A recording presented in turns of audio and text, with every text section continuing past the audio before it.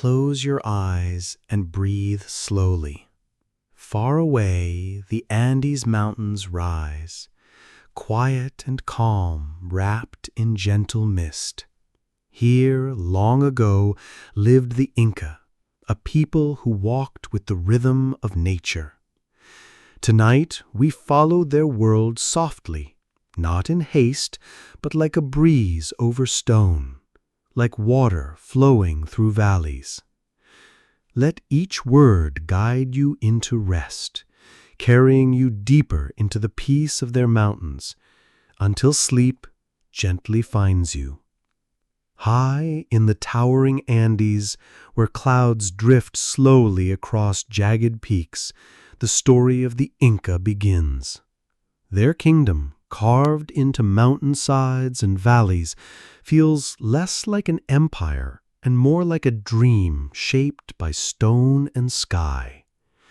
When one imagines the land of the Inca, one sees vast terraces cascading down the slopes, rivers winding like silver threads, and sunbeams warming golden temples. The Incas believed their world was alive. The mountains were sacred beings called apus, guardians that watched over villages and crops. The rivers carried not only water, but whispers from the gods. Even the stones of their cities were thought to breathe with spirit. To live among such wonders was to walk between the earthly and the divine. The kingdom of the Inca did not rise overnight. It began as a small people in the Cusco Valley, a quiet settlement nestled where fertile soil met protective ridges. From these beginnings grew an empire that would one day stretch thousands of miles along the spine of South America. But in this first chapter, we do not yet see the wars or the rulers or the golden halls. Instead, we hear the soft wind of the Andes, flowing gently through the valleys, carrying with it the seeds of a civilization unlike any other.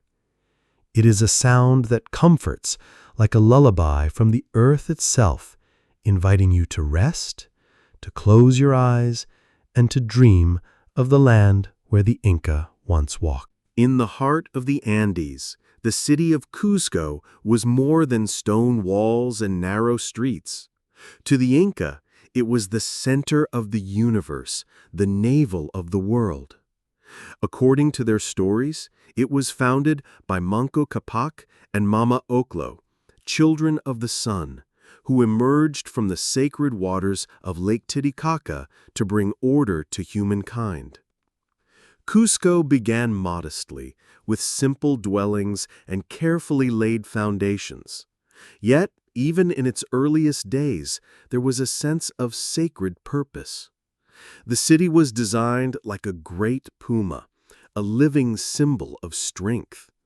Its head, body, and tail could be traced through its temples, palaces, and streets.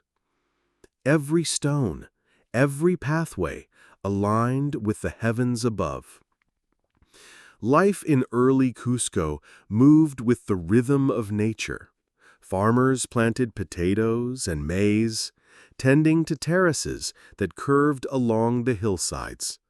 Families gathered by firelight, telling stories of the sun god Inti and the moon goddess Mama Quilla. At dawn, priests raised their hands to the rising sun, their voices echoing softly against the mountains. This was not yet the mighty empire that history remembers, but it was a seed, a beginning full of quiet promise. As the people of Cusco worked, prayed, and dreamed, they could not yet know that their small valley would become the heart of an empire stretching across deserts, forests, and coasts. In the gentle glow of morning, with mist lifting from the valley floor, Cusco rested, and as the city grew, so too did the story of the Inca, unfolding slowly like a dream that deepens with each breath. The Inca believed they were chosen by Inti, the sun god, whose warmth gave life to all things. The rays of the sun did not only light the land, they touched the hearts of the people, reminding them that they were part of something greater. Temples of gold reflected his brilliance, shimmering like captured sunlight. Priests greeted Inti each morning, their chants flowing like soft waves through the city of Cusco. Farmers, too, honored him, planting seeds only after offerings were made. The sun was not distant or cold. It was a companion, rising and setting with gentle certainty, guiding every breath of daily life. Children learned early that the world was a circle, the sun above, the earth beneath, the waters flowing, and the mountains standing eternal.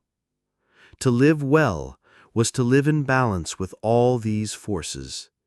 The Inca carried this harmony in their work, in their prayers, and in their dreams. When the day ended and the sun dipped below the mountains, fires were lit to mirror his light. Shadows stretched across the valleys, but the people did not fear, for they knew Inti would return, steady and bright, as he always had.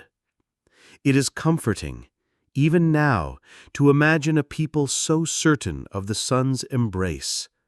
As you close your eyes tonight, picture that warmth, steady, golden, and eternal, watching over the sleeping kingdom of the Andes. The land of the Inca was filled with valleys where rivers sang and terraces curved like gentle waves along the mountainsides. These valleys were not simply farmlands, they were sacred living spaces where earth and spirit touched. The most fertile among them was the Sacred Valley, kissed by the waters of the Urubamba River. Here, maize grew tall, potatoes flourished, and quinoa filled baskets. But more than crops, the valley gave the people peace. The Incas believed that the river itself carried messages from the gods, its flowing waters soothing both the land and the soul. Families worked together in quiet rhythm, tilling the soil, planting seeds and harvesting under the watchful eyes of the mountain guardians. Llamas carried baskets along narrow trails, their soft steps blending with the rustle of wind through tall grasses. Life in the valleys was not rushed. It followed the patient cycle of seasons, each moment tied to ritual and respect. Every harvest began with offerings, small gifts of coca leaves or chicha, a drink of maize, poured into the ground as thanks to Pachamama, the Mother Earth. Even now, when one imagines the sacred valley, it feels like a gentle lullaby. The sound of water, the golden glow of fields, the embrace of mountains. It is a place where time slows, where the heart softens, and where rest comes as naturally as sleep beneath a starlit sky. Across cliffs, deserts, and forests, the Inca built roads, thousands of miles stretching like veins across the body of their empire. Some paths wound high above the clouds, so narrow that only a single traveler could pass at once. Others ran smooth along valleys, bordered by carefully placed stones.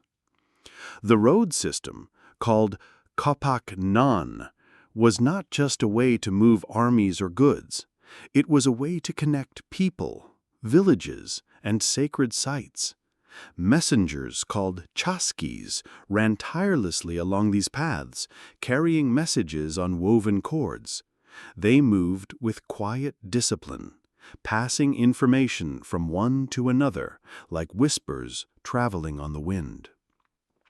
Walking the roads was a journey of silence and awe. Travelers might cross rope bridges that swayed gently above rushing rivers, or pass through tunnels carved into rock. At night, they rested beneath the stars, the Milky Way arcing above them like a silver river in the sky. The roads remind us that even the vast can feel connected, and even the highest mountains can be crossed with patience and care. They were the veins of the empire, and through them flowed not just goods and armies, but stories, prayers, and dreams. When you picture those quiet trails winding endlessly through clouds and valleys, imagine yourself walking them, slowly, calmly, until each step carries you deeper into stillness and closer to sleep. In Cusco, temples rose like whispers of the earth turned into stone. The most sacred of all was the Coricancha, the Temple of the Sun. Its walls, once plated with sheets of pure gold, caught the morning light and glowed as though the sun itself had descended to rest within. Inside, priests kept sacred fires burning without end. Offerings of maize, flowers, and coca leaves were placed gently before images of Inti, carved from gold and polished until they shone. The air inside was heavy with incense, the fragrance drifting like a soft cloud through shadowed halls. The stones of the temple were fitted so perfectly that not even a blade of grass could pass between them. Each block seemed alive, breathing with the spirit of the mountain from which it came. To enter such a place was not merely to visit a building, it was to step into the heart of the world itself. At dawn, when sunlight spilled through the temple's doorways, the people gathered in stillness. They lifted their faces to the sky, warmed by the same rays that touched their ancestors. For them, the temple was not only a place of prayer, but also a reminder that they were children of the sun, forever embraced by its golden light. The Inca world moved not only by seasons of planting and harvest, but by rhythms of celebration. Festivals filled the calendar, bringing color and life to the empire. The greatest of these was Inti Raymi, the Festival of the Sun. Each year, as the winter solstice arrived, the people gathered in Cusco to honor Inti. Dancers filled the plazas, their steps slow and graceful, echoing the cycles of the earth. Priests offered golden cups of chicha to the gods, pouring the first drops onto the soil. Llamas, dressed in bright cloth, were led through the streets, their soft eyes reflecting the firelight. The festival was not only for the gods, but for the people. Families shared food, songs, and stories. The air was alive with music from flutes and drums, rising and falling like waves on a quiet sea. As the sun reached its highest point, the emperor himself stood before the people, his cloak shimmering with feathers and gold, embodying the presence of the divine. At night, when the fires dimmed and the songs softened, the people rested under a sky glittering with stars. They believed the Milky Way mirrored the rivers of the earth, flowing with blessings. Sleep after such a celebration came easily, like drifting into a dream carried by music and light. The builders of the Inca were masters of patience. With no iron tools, no wheels, and no horses, they shaped cities that still stand today. Stones larger than men were carved and set into place with such care that time itself has not undone them. Machu Picchu, hidden high among misty peaks, is perhaps the most famous of their works. Terraces step down its slopes like giant stairways for the gods. Temples open toward the sunrise, welcoming each new day with quiet grace. The city seems less built than grown, as if it rose naturally from the mountain. The secret of the Inca architects was not force, but harmony. They listened to the land, following its curves and strengths. A wall did not resist an earthquake, it moved with it, the stones settling back into place like pieces of a living puzzle. Walking among these ruins today, one feels the same calm the builders must have known, the peace of working slowly, with purpose, guided by nature itself. Their silence remains in every stone, a quiet reminder that great things are not made in haste, but in patience, care, and respect. And so, as night deepens, we too may learn from them, that in stillness and in harmony there is strength and rest. The Inca did not see the mountains as mere stone and earth. To them, each peak was an apu, a living guardian spirit. These towering giants were protectors, providers, and silent watchers over the valleys below. Villagers offered coca leaves at their feet, whispering prayers for rain, good harvests, and safety. Sometimes a simple stone cairn was built upon a high ridge, marking the presence of the Apu, a reminder that humans walked under the gaze of something far greater.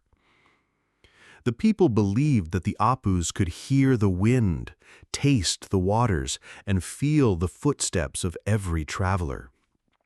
To climb too high without permission was to risk angering them, but to honor them was to invite blessing. At sunrise, when the snow-covered peaks blushed with pink light, the Incas saw the faces of their guardians revealed. And at night, when stars glittered above, they believed the mountains spoke in silence, their strength woven into the dreams of those who slept nearby. In this way, the Andes were never lonely or cold. They were companions, sacred beings who stood eternal, cradling the kingdom in their vast and quiet arms. The Inca had no written alphabet, yet their knowledge stretched across an empire. Their memory lived in the quipu, strings of colored cords knotted with meaning. Each knot carried a message, numbers, records, even stories. In the hands of skilled keepers, these cords spoke clearly, their patterns unfolding like threads of thought. Messengers carried them across the roads, passing them from one chasqui to another, ensuring that nothing was forgotten. To touch a quipu was to feel a living memory.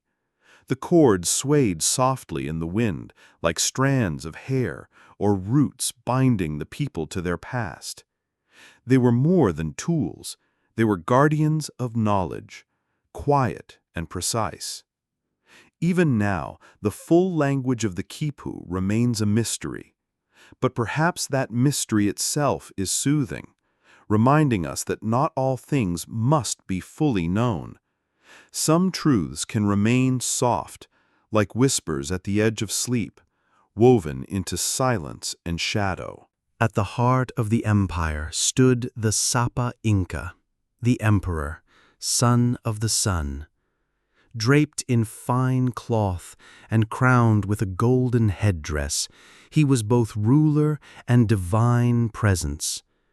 His throne was not simply a seat of power, but a symbol of balance between heaven and earth. The people did not see him as a man alone, but as the living bridge between the gods and their children. When he spoke, it was with the weight of the sun.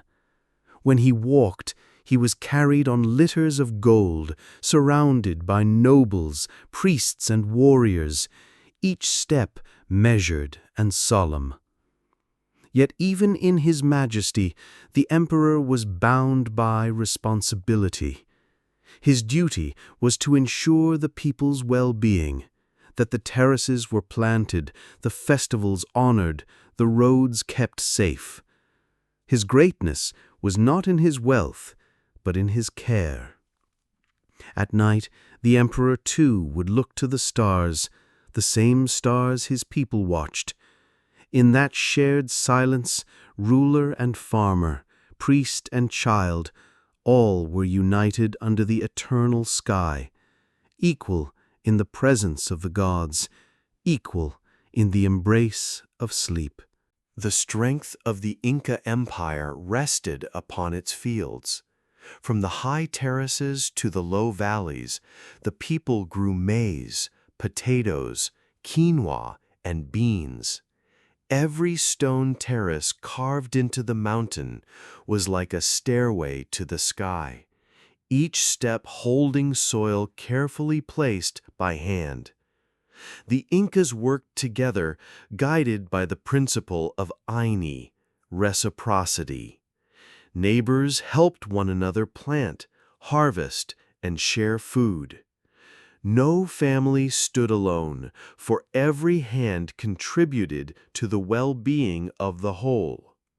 Irrigation channels carried water from mountain springs, their trickle sounding like gentle music across the fields.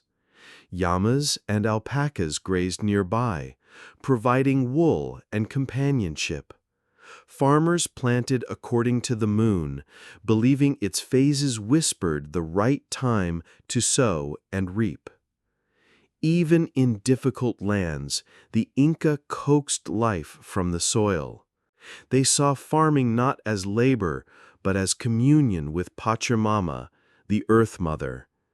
Each seed placed in the ground was a prayer, each harvest a blessing.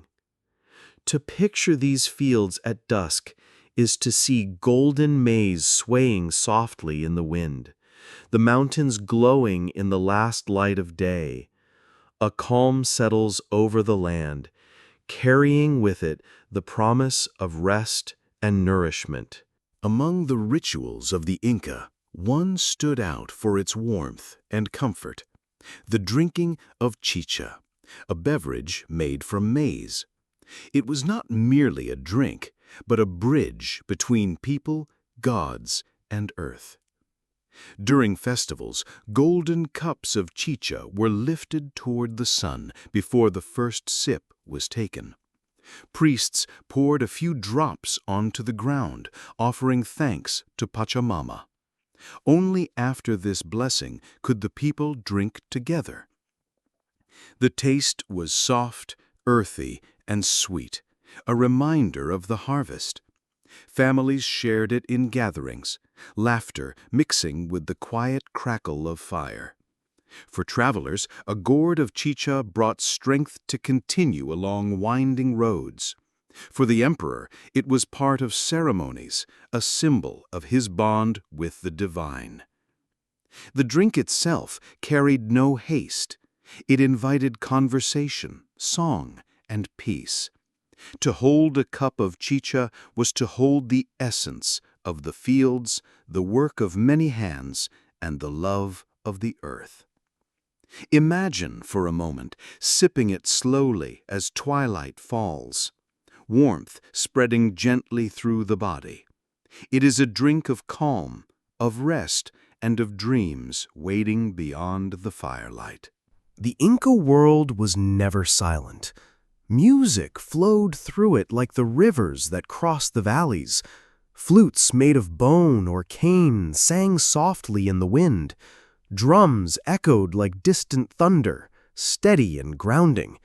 Shell trumpets called out across the mountains, their voices long and haunting. Music was woven into daily life. Farmers played as they worked, their tunes mingling with the rhythm of planting. Children learned songs from their elders, carrying them into future generations. Festivals were filled with dancers, their steps keeping time with melodies that rose and fell like breathing. Songs were prayers, too. They called upon Inti for warmth, Mamaquilla for guidance, and the Apus for protection. Every note carried intention, every rhythm held memory. At night, when the stars appeared, flutes played melodies so soft they seemed to drift upward into the heavens. The mountains listened. The rivers carried the sound, and the people, wrapped in blankets of alpaca wool, drifted into dreams with music echoing gently in their hearts. Even now, if you close your eyes, you may almost hear it, a distant flute, a quiet drum, and the lullaby of the Andes. The Inca were master weavers. With threads spun from alpaca and llama wool, they created cloth finer than gold. To them, weaving was not only craft, but prayer, a way to bind the earth, the people, and the heavens together. Women sat in quiet circles, their looms stretched before them. Fingers moved patiently, knot by knot, pattern by pattern. The designs were not random. Each symbol told a story of rivers, mountains, animals, and gods. The cloth became a language, speaking without words. Colors came from nature, reds from cochineal insects, yellows from plants, blues from minerals. Every shade carried meaning. A simple cloak might tell the lineage of a family. A royal tunic could embody the power of the sun. When the wind swept across the highlands, woven cloth fluttered like banners of memory. It was said that each thread carried part of the weaver's soul, a quiet offering to the world. To imagine these weavings at night is to see stars themselves as threads across the sky, patterns made by unseen hands, comforting and eternal. In the high pastures of the Andes, herds of llamas and alpacas grazed gently. They were more than animals. They were companions, providers, and sacred beings. Their wool gave warmth, their strength carried burdens, and their presence linked the people to the mountains. Herdsmen rose with the dawn, guiding the animals along soft trails. Their bells tinkled lightly, a music that blended with the wind. At midday, the animals rested, while the herders chewed coca leaves, gazing across endless horizons. Llamas were patient travelers, stepping carefully on narrow paths, carrying goods across valleys and ridges. Alpacas, smaller and gentler, gave the softest wool, woven into cloth fit for nobles and priests. Rituals honored these animals. Priests offered prayers for their health, and sometimes ribbons were tied in their fur as blessings. To care for them was to honor Pachamama herself, for they were gifts of the earth. As evening fell, the herds lay down upon the grass, their silhouettes soft against the fading light. The mountains embraced them, and the world grew quiet, reminding us of the calm that comes with rest. Among the Inca, the coca leaf was more than a plant. It was sacred, a gentle companion through both work and prayer. Chewed slowly, the leaves gave strength, easing hunger and lifting fatigue. Offered to the gods, they became a bridge between human and divine. Farmers placed a few leaves into the soil before planting, a gift to Pachamama. Travelers carried them along long roads, tucking them into their cheeks to soften the climb. Priests burned them in sacred fires, their smoke rising like prayers into the sky. The coca leaf was never taken lightly. Each offering was made with care, each use surrounded by respect. To the Inca, it carried spirit, whispering comfort in both times of labor and moments of rest. When the wind moved across the valleys, it rustled the coca plants softly, like the sound of distant rain. To close one's eyes and hear that sound was to feel calm, to know the earth itself was breathing with you. In that breath, the Inca found strength, and in that calm, we too may find peace as sleep gently approaches. The life of the Inca followed the rhythm of the seasons. Each stage of the year carried its own meaning, its own duties, its own blessings. Planting began when the rain softened the soil, and harvest came when the sun lingered longer in the sky. Time was not measured only by days or moons, but by the breathing of the land. The people watched the stars carefully, for the heavens mirrored the earth. When certain constellations rose, they knew the rains would come. When others faded, it was time to reap. Festivals marked the turning points. Songs and dances carried joy into the fields. Offerings kept balance between humans and gods, between soil and seed. In this way, the seasons were not burdens, but companions, guiding every step of the year. At the close of each season, families gathered to share food, to rest, and to tell stories by firelight. In the quiet between harvest and planting, they found stillness, a pause, like the breath between heartbeats. So too in our lives, there is a rhythm of work and rest, giving and receiving. And like the Incas, we may close our eyes and find comfort in the circle that never ends. Across rivers and valleys, the Inca built bridges woven from rope. Suspended high above rushing waters, they swayed gently with each step, light yet strong. Villagers worked together to weave them.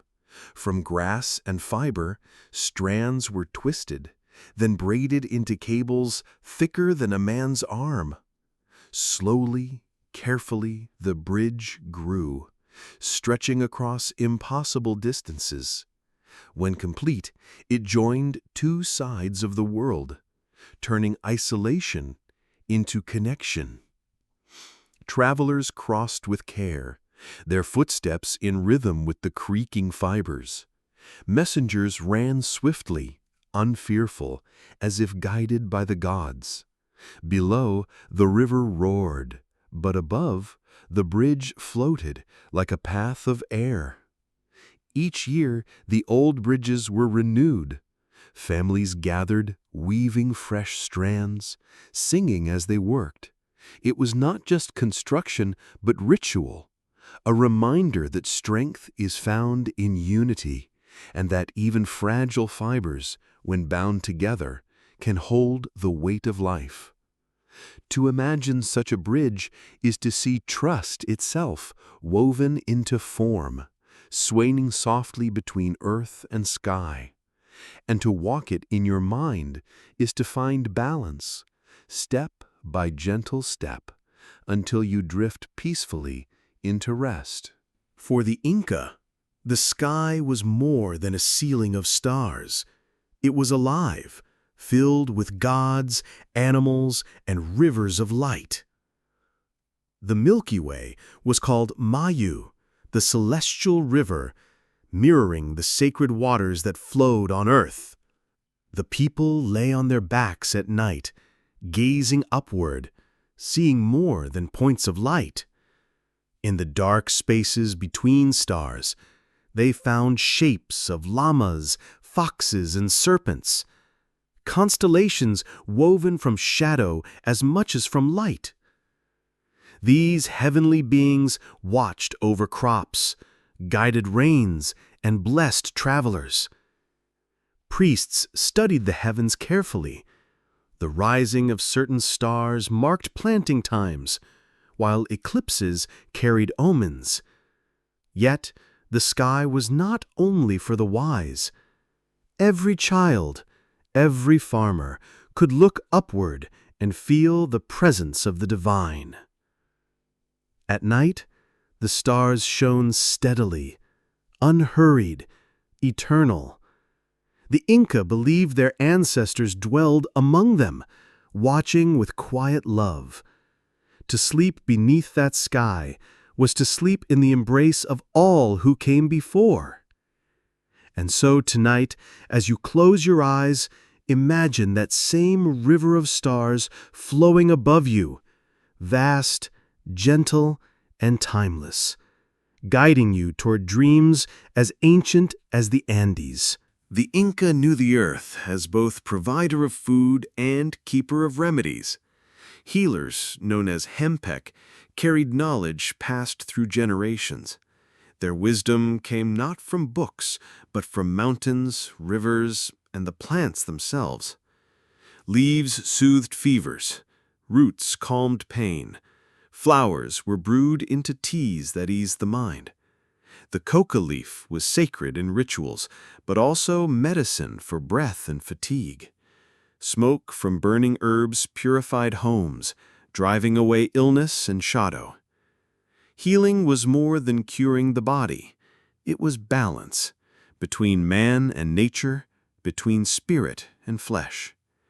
Priests and healers often worked together, praying as they treated wounds, singing as they offered herbs. Imagine lying on a woven mat, the air scented with leaves, the soft hum of chants filling the room. Hands moved gently, placing medicine with care. Around you, the Andes breathed their calm, and within, the body and soul returned to harmony. The children of the Inca grew within a world of ritual and care. From the first breath, their lives were touched by ceremony. Families offered gifts of coca leaves, corn, or small figurines to the gods, asking for protection. Boys learned to tend fields, guide llamas, and train as warriors. Girls learned the art of weaving, cooking, and caring for the home. Yet all children, before duty, were first embraced by the warmth of family and community. Games filled their days. They played with balls of cloth or tossed small stones in contests of skill. Their laughter echoed across the terraces, blending with bird songs and flowing water. At night, mothers told stories of the sun, moon, and stars, weaving lessons into myth. Wrapped in woolen blankets, the children listened until sleep carried them into dreams shaped by mountains and sky. Beyond llamas and alpacas, the Inca held many animals sacred. The condor, soaring above the peaks, was seen as a messenger of the heavens. The puma, strong and silent, symbolized the earth. And the serpent, winding through soil and shadow, represented the underworld. Together, these three formed the great trilogy of the Inca: heaven, earth, and the world below. Life was understood as a balance between them. High among the peaks lies Machu Picchu, the city in the clouds.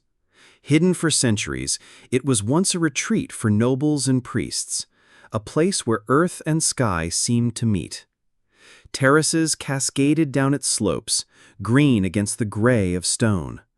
Temples faced the rising sun, aligning perfectly with solstices and stars.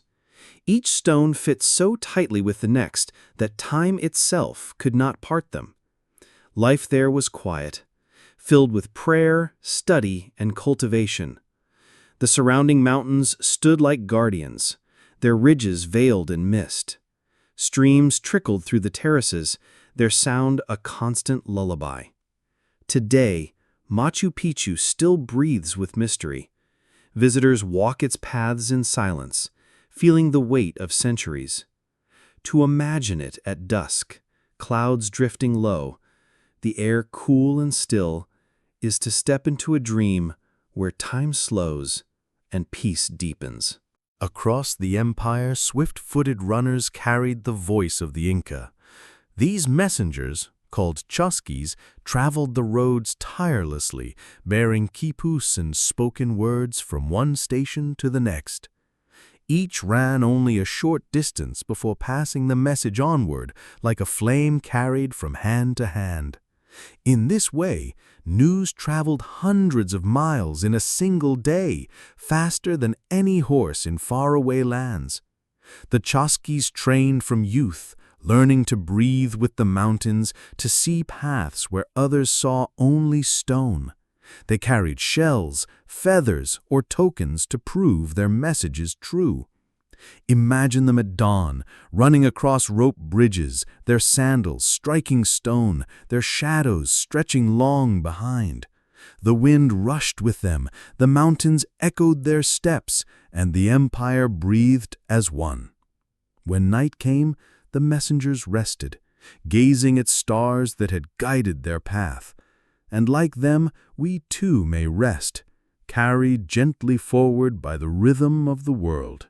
Far beyond the mountains, where the air grows thin and the sky reflects in shimmering blue, lies Lake Titicaca, a place the Inca believed to be the birthplace of their first ancestors. Its waters stretch wide and endless, as if touching the heavens, and its surface glitters softly under the sun and moon alike. For the Inca, this lake was not merely water, but a mirror of the divine. They believed that from its depths rose Manco Capac and Mama Oclo, sent by the sun god to bring order and wisdom to the people. Sitting by the shore, one might feel the same stillness they felt, an eternal calm where earth, water, and sky meet as one. At dawn, the lake glows with golden light, as though the sun itself is born from the water each morning. At night, stars scatter across its reflection, turning the surface into a sky beneath the sky. Fishermen in reed boats drift silently across, their movements slow and careful, as if not to disturb the sacred peace of the waters. For travelers and priests alike, the lake was a place of prayer, of dreams, and of beginnings. Its vast silence held the voices of the gods, and its rippling waves carried secrets whispered only to those who listened with patience. Even now, Lake Titicaca remains a place of quiet wonder, where the spirit of the Inca lingers like a soft breath over the water, inviting all who gaze upon it to sink into stillness and rest. In the heart of Cusco, the Inca raised a temple of unmatched beauty, Coricancha, the Temple of the Sun. Its walls were once covered in sheets of gold, glowing with the first light of dawn and the last warmth of sunset. For the Inca, this was not just stone and metal, but a living place where the breath of the sun god touched the earth. Inside, priests walked in silence. They lit fires, offered prayers, and tended to sacred rituals that honored the cycle of life. Each room was aligned with the stars, as though the temple itself was part of the sky. The walls, carefully carved and fitted without mortar, seemed to hum softly with strength, holding together the weight of centuries. Golden discs once shimmered on its altars, reflecting sunlight so brightly that the temple was said to shine like the heart of the world. Offerings of maize, flowers, and chicha were placed carefully, with reverence and stillness. Time here moved slowly, as though each moment bowed to the eternal rhythm of the sun. Even after the gold was taken, the stone remains. Standing there today, one feels the quiet presence of devotion still echoing in the air.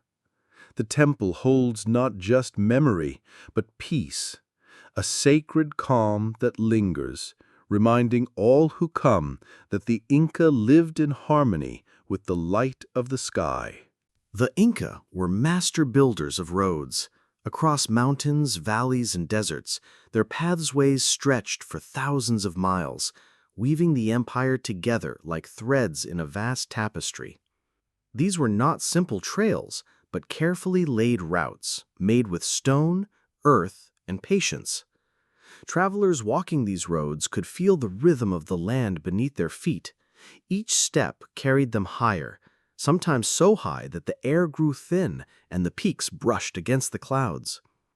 Suspension bridges of woven grass swayed gently over deep ravines, carrying people across spaces where Earth seemed to fall away into endless sky. Messengers called chauskes ran these roads with remarkable speed. They carried messages, food, and small treasures from one corner of the empire to another. Like the wind itself, they moved swiftly, their breath steady, their steps light. Thanks to them, the empire stayed connected, every province bound to the heart of Cusco. At times, the roads were quiet, touched only by the sound of sandals on stone and the soft whisper of the wind. At night, travelers would rest along the way, looking up at stars that seemed closer than anywhere else in the world. The road became not just a path, but a journey between earth and sky, a space where silence and wonder guided every step. Even now, parts of these roads remain. They remind us of a people who walked with care, who built not only to move through the land, but to honor it. To step on them today is to step gently into history, where calm and strength still linger. In the valleys of the Andes, music drifted softly through the air. The Inca played flutes carved from bone and wood, their notes carrying like whispers of the wind. Drums shaped from stone and hide echoed with steady rhythms, grounding the people to the earth below. At festivals, melodies rose gently, weaving through the voices of singers who chanted stories of gods, ancestors, and the turning of seasons. The music was never hurried. It moved like water flowing downstream, each sound blending with the next, creating a calm that settled deep within the heart. Children listened with wide eyes, learning the songs of their people, while elders closed theirs, remembering. Music was not only for joy, but for balance. It connected the people to the mountains, to the rivers, and to the sun that warmed their world. At night, when the stars began to glow, soft flutes carried their notes upward, as if speaking directly to the heavens. The air became gentle, and the silence between notes felt like a resting place for the spirit. Even now, the echoes of Inca music remain. Simple instruments, played with care, can still bring peace. When one listens closely, it is as though the Andes themselves are breathing, humming a lullaby that has traveled across centuries. A song of stillness, guiding us slowly toward sleep. As the story of the Inca comes to its gentle end, the Andes still hold their memory. The mountains rise in silence, the rivers flow endlessly, and the winds carry voices long forgotten. Though the empire itself has passed, its spirit lingers in stone walls, in winding roads, and in the calm rhythm of the land. The Incas lived with balance, walking between earth and sky, honoring both the sun above and the soil beneath. Their world was one of quiet strength and deep respect, where every harvest, every song, and every journey carried meaning. Now, as night folds softly over the mountains, their memory feels like a whisper in the dark. A whisper that tells us to rest, to breathe, and to let go.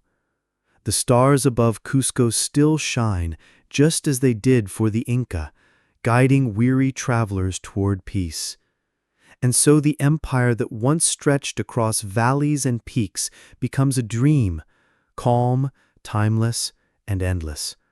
A dream that invites you now to drift gently into sleep, carried by the same mountains and skies that cradled a great people long ago. Rest as they once did beneath the quiet heavens of the Andes.